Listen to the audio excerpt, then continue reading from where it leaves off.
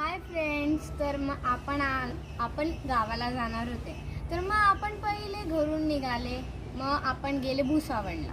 भुसावळवरून आपण 2 घंटे आपल्या रेल्वेचा वेट केला. मग आपली रेल्वे 12:30ला आली. 12:30ला आली. मग आपण इथे 5:30ला पोहोचले. 5:30ला पोहोचले.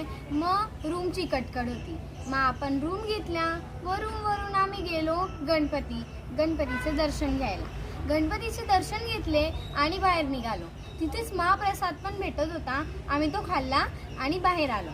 बाहेर आल्यानंतर गरमागरम चहा घेतली आणि रूममध्ये गेलो आणि झोपून गेलो. मग सकाळी उठलोच.